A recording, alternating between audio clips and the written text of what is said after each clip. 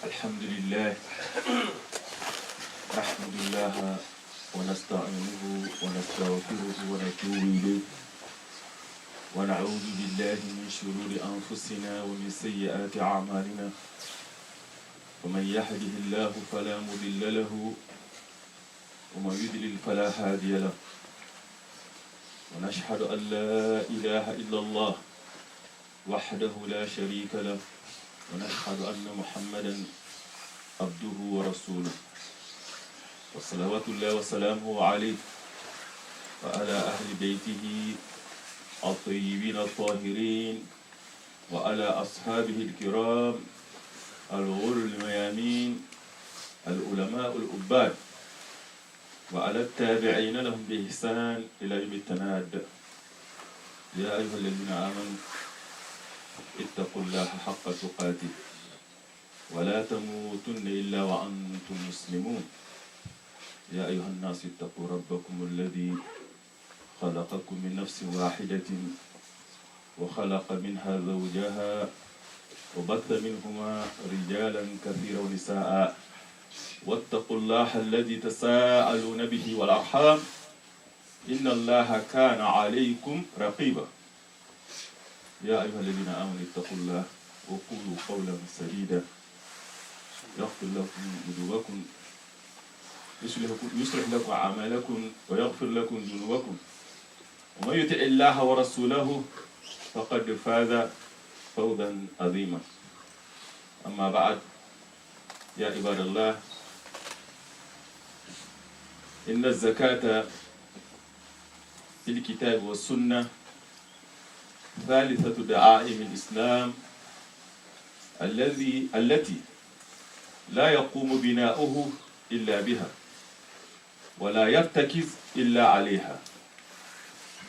أن عبد الله بن عمر بن الخطاب رضي الله عنهما قال: سمعت رسول الله صلى الله عليه وسلم يقول: بني الإسلام على 5: شهادة أن لا إله إلا الله وأن محمدا عبده ورسوله وإقام الصلاة وإيتاء الزكاة وحج البيت وصوم رمضان.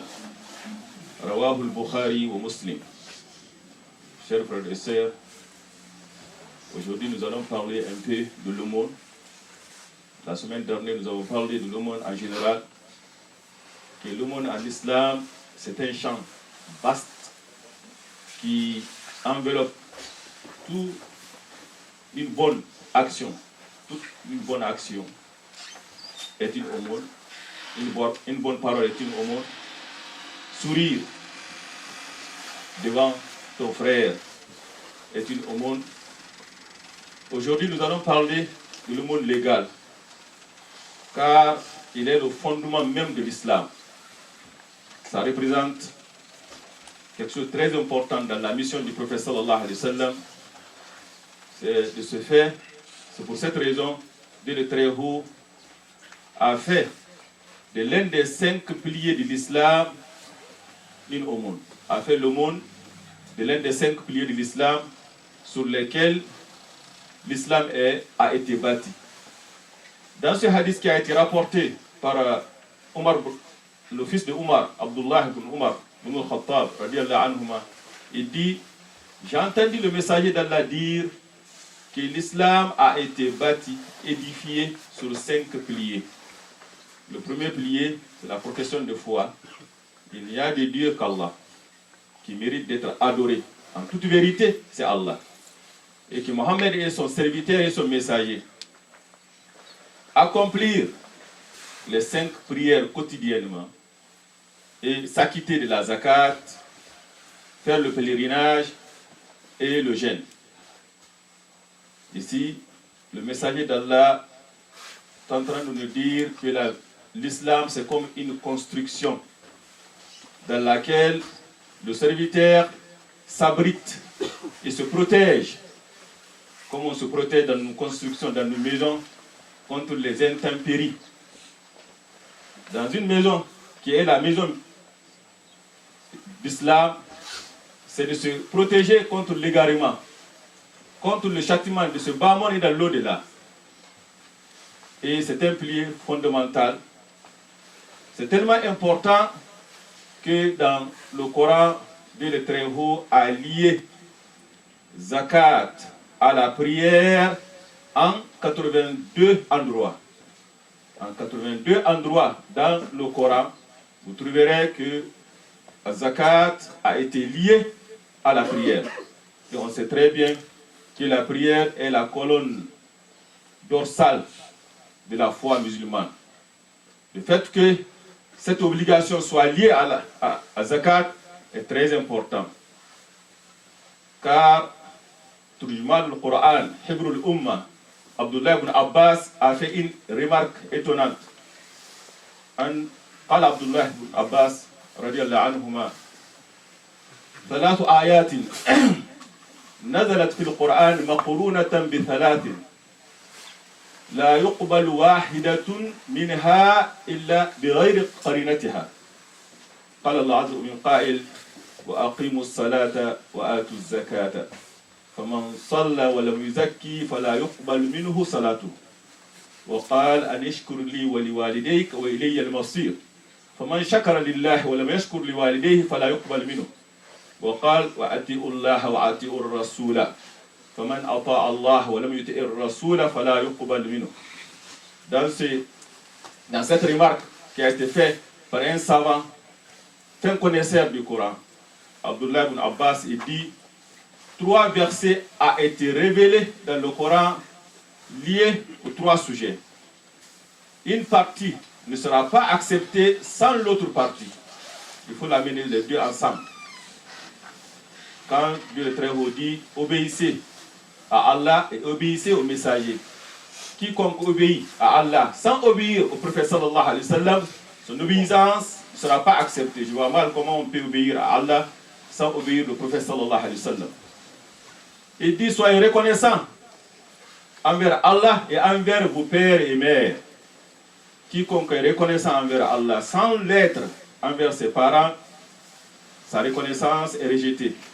Et malheureusement, de nos jours, beaucoup d'enfants, beaucoup de gens sont éprouvés par ce péché, désobéissance envers les parents, car ils ont la cause de notre existence sur cette terre. Et on voit très bien que la personne qui n'a pas pu être reconnaissant envers ses parents, tu le vois souvent, et c'est le cas, il n'est pas aussi reconnaissant envers son Seigneur. Et que Dieu le Très-Haut dit, accomplissez la prière et la zakat. Et ça, comme on vient de dire, il l'a mentionné, il les a liés ensemble en 82 endroits. Quiconque accomplit la salat sans s'acquitter de la zakat, selon Ibn Abbas, sa salat, sa prière ne sera pas acceptée. Pour te dire l'importance de la zakat. L'importance de la zakat. Évidemment, quand tu regardes, comme nous avons dit la semaine dernière, la mission du prophète sallallahu alayhi wa sallam est basée sur quelque chose qui est très important, qui est la fraternité, qui est l'entente, qui est l'amour entre les croyants.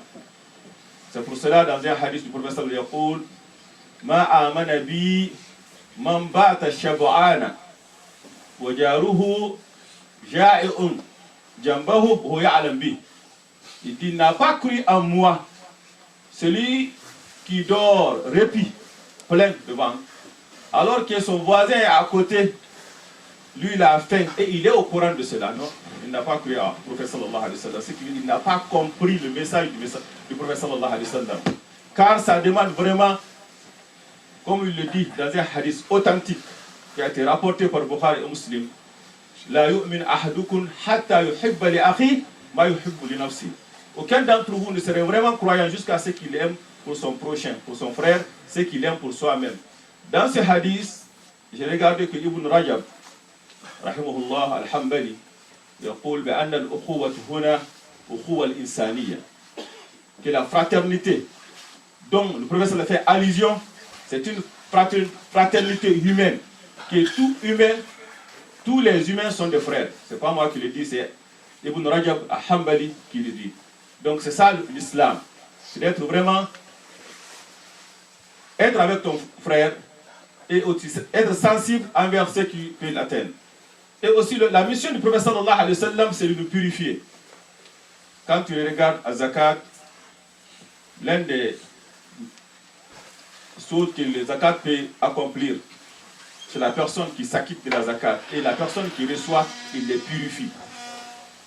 Quand on regarde Abraham, alayhi salam, dans son invocation, quand le prophète dit Ana da'watu abi, Rabbana wab'as fihim rasulan minhum yatlu alayhim ayatik wa yu'allimuhum al-kitaba wal hikma wa yuzakkihim innaka antal azizul hakim.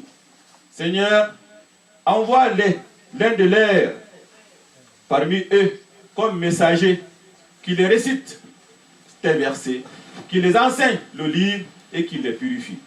Qui les purifie. Donc le message du prophète sallallahu alayhi wa sallam, c'est de nous purifier. Et ça, il le dit, innama bu'ithtu li'utammima makarim al-akhlaq. C'est de purifier le cœur. لقد من الله على المؤمنين إذ بعث فيهم رسولا من أنفسهم يتلو عليهم آياته ويزكيهم ويعلمهم الكتاب والحكمة وإن كانوا من قبل لفي ضلال مبين. Dieu a fait une faveur aux croyants quand il les a envoyés l'un de leurs comme messager pour les purifier. Réciter le livre, le verset, réciter le livre, les enseigner la sagesse, mais aussi pour les purifier. Et Dieu le Très-Haut dit خذ من أموالهم صدقة تطهرهم وتزكيهم بها وصل عليهم إن صلاتك سكن لهم. Dans ce verset coranique qui nous montre que zakat est obligatoire, Dieu le Très-Haut dit au messager, prélève de leurs biens une aumône par laquelle tu les purifies.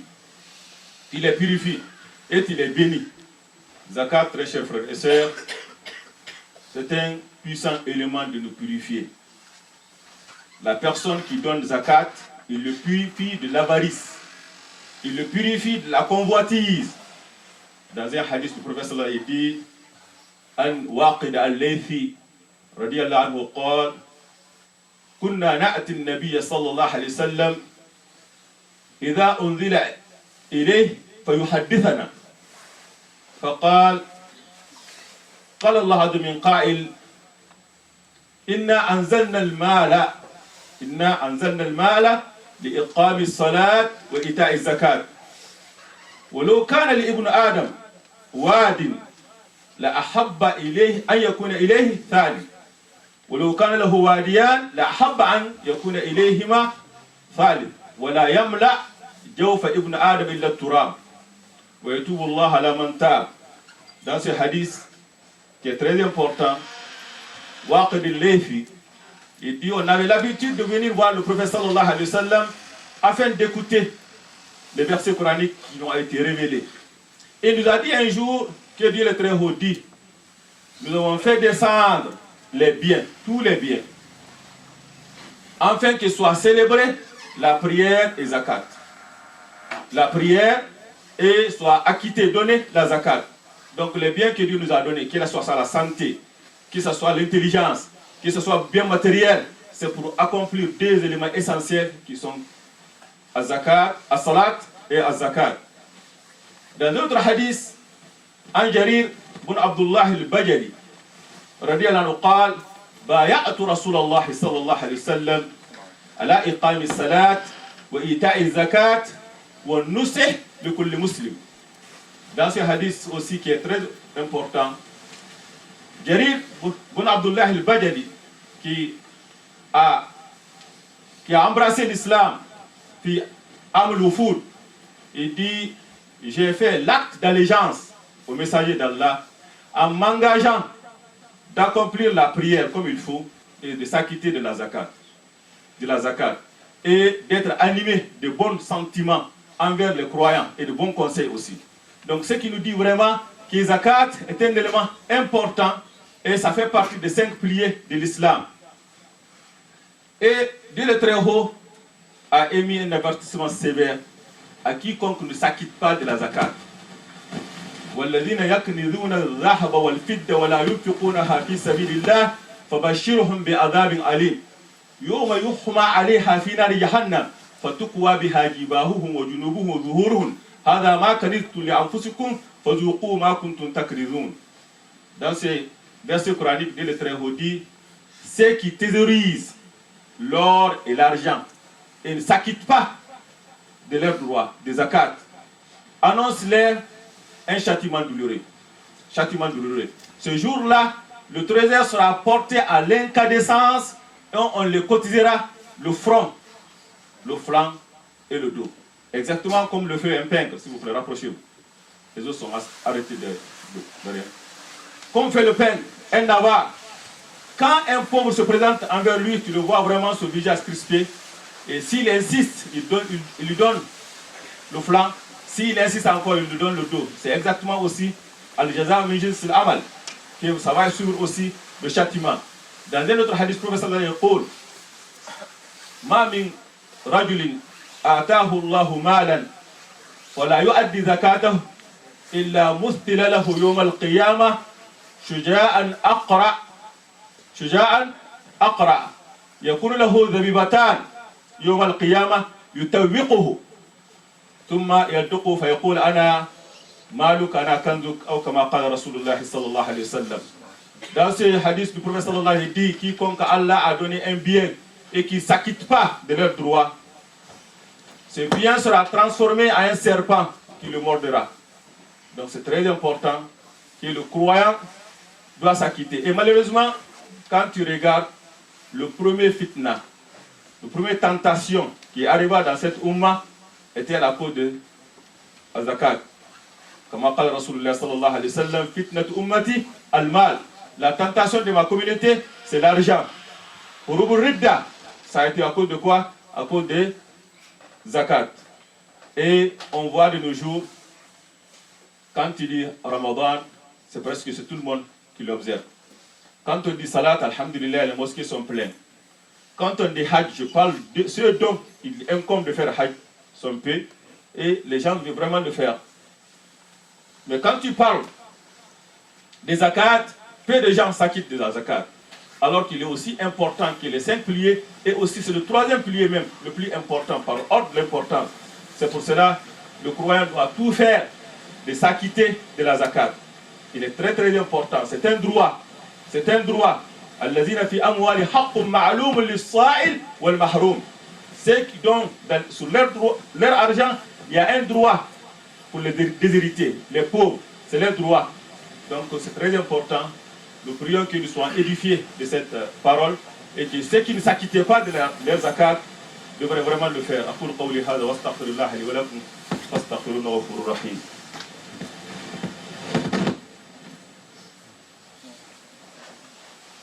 الحمد لله رب العالمين والصلاة والسلام على المبعوث رحمة للعالمين. Très chers frères et sœurs, quand on parle de la zakat, j'aurais aimé vraiment de parler en rapidité, rapidement, ce qui est shurut wujub zakat. Quelles sont les conditions obligatoires pour que les zakats soient éligibles? La première chose, c'est à l'islam, c'est être musulman. عن عبد الله بن عباس رضي الله عنه قال لما بعث رسول الله صلى الله عليه وسلم آدم إلى اليمن فقال إنك تقدم على قوم أهل الكتاب فأول ما تفعل ادعوهم إلى لا إله إلا الله وأني رسول الله فإنهم أطاؤوك إلى ذلك فاعلمهم أن الله افترض عليهم 5 صلوات فإنهم أطاؤوك في يوم وليلة وإنهم أطاؤوك فاعلموا أن الله وجب صدقة تؤخذ من أغنياهم فترد على فقراهم أو كما قال رسول الله صلى الله عليه وسلم. Dans ce hadith du prophète sallallahu alayhi wa sallam, Abdullah ibn Abbas dit quand le prophète envoya Ma'ad bin Jabal à Yémen, il dit tu arrives à Yémen, tu trouveras les gens de livres. La première chose à faire, c'est de les appeler d'embrasser l'islam, qu'il n'y a de Dieu qu'Allah et que Mohammed est son messager. S'il accepte ça, maintenant, tu vas les informer qu'il les incombe d'accomplir 5 prières. S'ils acceptent ça, tu les informeras alors que zakat est obligatoire, qui doit être perçu de l'air riche et distribué aux pauvres. Donc la première chose, l'islam, car c'est un acte cultuel. une adoration qui a pour condition l'intention, en niya, de le faire en cherchant la face d'Allah. Et le mécréant, il ne reconnaît pas l'existence de Dieu. Comment il peut chercher la face d'Allah? Donc c'est très important que ça soit d'abord pur, que la personne a l'intention vraiment d'accomplir zakat pour qui? Pour Allah. Et ça se fera seulement s'il croit à Allah. Donc la première chose d'abord, c'est l'islam. Deuxième chose, milkun nisab, le seuil, l'argent, le montant minimum qui rend la zakat éligible.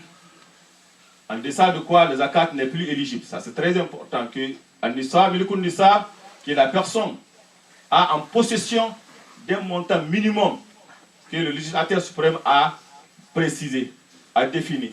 Et ça, on se réfère à deux valeurs, qui est soit c'est l'or ou c'est al-fidda, l'argent. On parle ici en tant que métal. Quand c'est l'or, c'est 85 grammes de l'or pur. 85 grammes de l'or pur. Leur valeur, quand la personne atteint cela. Et j'ai regardé actuellement, hier, le prix de l'or, cette valeur en dollars américains, c'est 3500 à peu près. 3500. Si c'est l'euro, c'est 3000 euros. Donc quand on a 3000 euros, selon la valeur de l'or, on a atteint le minimum imposable. Le minimum imposable. Quand c'est fidda, c'est 595. Et ça, j'ai regardé que en dollars américains, c'est 350. Et l'euro, c'est 300. Donc il y a une différence énorme entre les deux. C'est quel est le de deux que la personne doit se baser. La majorité, il y a certains savants religieux qui disent que al-ahwat al-fuqara, ce qui est plus facile, ce qui est plus bon pour ce qui va dans l'intérêt des pauvres.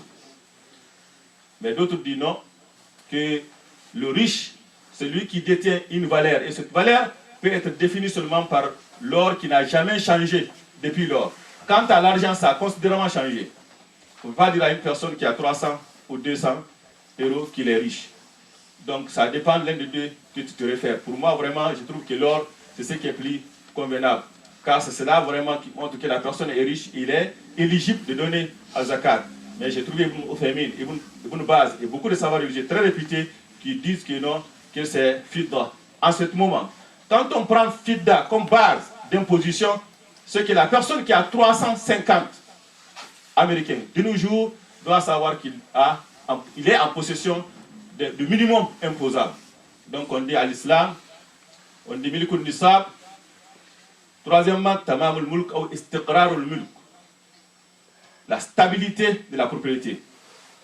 Que la personne, son argent n'est pas l'objet de droit d'autrui. Ce qui fait qu'on pense à la dette. Car la personne qui est endettée, c'est son argent, mais il n'a pas vraiment, la stabilité n'est pas là. Ou on parle ici des fonds de retraite, de l'argent des enfants qu'on épargne. Ici, il y a une divergence. Ce point-là, c'est ce qui fait c'est ce qui rend difficile vraiment de définir si on doit presque donner zakat là au-dessus ou quoi. Pourquoi? Parce que les fonds de retraite, est-ce que la personne, c'est pour lui bien sûr, mais est-ce que la stabilité de la propriété est là? Est-ce qu'il peut avoir accès à ces fonds-là facilement? Ou il ne peut avoir accès que par des conditions des fois difficiles. Donc vraiment selon la définition de ce point-là qui demandera à la personne de donner zakat sur des fonds de retraite ou des REER ou de l'argent qu'il épargne pour les enfants.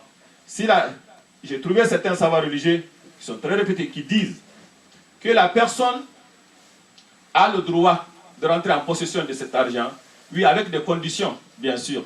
Et cette condition ne peut pas être vraiment considérée comme quelque chose qui diminue la stabilité de sa propriété sur cet argent. D'autres disent que non, ça diminue vraiment. Ça diminue vraiment. Donc, que tu prends l'autre ou l'autre, ça dépend vraiment de quel sens que tu vas. Et l'argent, ça demande quoi? Le taux de zakat, c'est quoi? C'est 2,5%. Donc, je pense que 2,5%, ça ne... L'argent n'est jamais diminué à cause de l'effet des zakat. Si tu t'acquittes sur le fonds de retraite, ou tu attends jusqu'à ce que tu perçois tu le donnes zakat une année, tout ça, cela a été dit par des savants religieux. Tout cela a été dit par des savants religieux. Donc on dit à l'islam, on dit milkun nisab, on dit istiqrarul milk, et quatrièmement, hawlanul hawl, que l'argent soit immobilisé un an. Je sois en possession du minimum imposable et que l'année entière écoule sur ça. Et ça c'est très important. Car dans un hadith Aïcha radiyallahu anhu, la zakat fi mal hatta yahul alayhi al-hawl. Hatta yahul alayhi al-hawl. Donc, et quelle année on parle? On parle ici de l'année linéaire. Donc quand une personne me dit je donne zakat à chaque 1er de décembre ou janvier, tout, ça ne tient pas. Il faut que tu désignes un mois linéaire pour définir le jour où tu dois donner zakat. On vient alors de donner un exemple rapide, car beaucoup de gens demandent ça. On parle de salaire. Comment on peut donner la zakat de nos salaires? Quand on regarde les conditions, on dit que la personne doit être musulmane. Alhamdulillah, nous le sommes. Que Dieu nous aide à se maintenir sur la foi jusqu'à notre mort. Deuxièmement, qu'il soit en possession de minimum imposable. Si la personne prend 3 000 à la fin du mois, avant l'autre mois, il dépense tout, lui, il n'est pas demandé de faire zakat. On parle qu'il épargne. S'il épargne $1000, il les met à côté. Selon ce que nous venons de dire, si on prend Zahab qui est 3500, non, il n'est pas demandé de donner zakat. Il entend jusqu'à ce que le montant qu'il a mis à côté atteint 3500. Le jour où l'argent là atteint 3500, il est inscrit dans son cahier. Le premier Rabiul Awwal de telle année, j'ai dans mon compte un montant minimum imposable. Le minimum imposable, c'est 4 000 par exemple. Et chaque fois maintenant que un autre argent rentre, il doit mentionner. Chaque mois, tel mois, tel mois, tel mois, tel mois. Jusqu'à l'année prochaine, le même mois de Rabiul Awwal. Le même mois Rabiul Awwal, et regarde, Rabiul Awwal de l'année dernière, j'avais 4 000. Il donne 2,5% de ce 4 000. Rabiul Thani, quel était le changement? Est-ce qu'il y a l'augmentation était $1000? Ce $1000, j'ai 5 000 Rabiul Thani. La différence c'était quoi? C'était $1000. Il donne 2,5 sur les $1000. Et aussi, c'est ainsi qu'il fait. Mais le plus facile, c'est de regarder Rabiul Awwal. J'ai 10 000, je donne 2,5%. Tu as donné plus que ce qu'on t'a demandé, mais c'est plus facile pour toi. Tu as donné plus que ce qu'on t'a demandé, c'est plus facile pour toi. Donc c'est très important de connaître les règles des zakat, car c'est une obligation. C'est une obligation. Et le musulman vraiment ne veut pas donner d'excuses qu'il ne connaît pas les règles des zakat. Il faut vraiment le demander. Et c'est là qu'il s'assoit endetté. Quand on parle de la dette, comme on vient de dire, la dette, les mazahib al-thalatha, Maliki, wa Hanbali, wa Hanafi, il dit c'est quelque chose qui annule la zakat. La personne a 5 000. Ces 5 000 elle a emprunté quelque part. Non, il dit qu'il ne doit pas donner zakat car il doit à une autre personne 5 000. Quant à Shafa, il dit non, il doit donner zakat aussi longtemps il ne s'est pas acquitté de la dette. Et c'est ce que Ibn Uthaymin, Ibn Baz, et c'est ce que moi je pense aussi. Car de nos jours, montre-moi une personne qui n'est pas endettée. Toutes les personnes qui font du commerce ou telle chose, ils sont vraiment endettés. Si vraiment tu ne veux pas donner zakat, il faut t'acquitter de zakat avant que, de tes dettes, avant que l'année vienne. Avant que le terme vienne. Quand c'est le premier Rabiul Awwal qui te donne, tu t'acquittes de ta zakat. Et tu es endetté. Essaie de t'acquitter de tes dettes avant que le premier Rabiul Awwal vienne. Mais si tu ne le fais pas et tu continues vraiment à faire du commerce avec l'argent qui est dans tes mains, tu dois vraiment donner les 2,5%. De ne pas le faire, c'est que vraiment c'est de dire à tout le monde de ne pas donner zakat, car presque rare des gens qui ne sont pas endettés. ربنا تقبل منا انك انت السميع العليم وتب علينا يا مولانا انك تواب رحيم اللهم اهدنا فيما هديت وعافنا فيما عافيت وتولنا فيمن توليت وبارك لنا فيما اعطيت واصرف عنا السوء ما قضيت انك تقضي ولا يقضى عليك اللهم لا يذل ما هديت ولا يذل ما عاديت بيدك الخير كله يا رب الرحمن الرحيم Et nous, vraiment, nous annonçons, c'était un devoir. Nous avons eu un décès d'une personnalité très grande, qui est à la personne du roi de l'Arabie Saoudite. Ce qui a attiré mon intention, c'est la simplicité dans laquelle les cérémonies sont déroulées. Donc on ne peut pas être riche que telle personne, on ne peut pas être influent comme telle personne, mais dans une tombe très simple, comme on enterre tout le monde, sans aussi, il n'y a pas aussi période de deuil, c'est quelque chose vraiment qui doit attirer notre attention, de que la sunna de Rasulullah sallallahu alayhi wa sallam, dans un pareil moment, c'est de faire les choses en simplicité. Comme il a salat et alhamdulillah.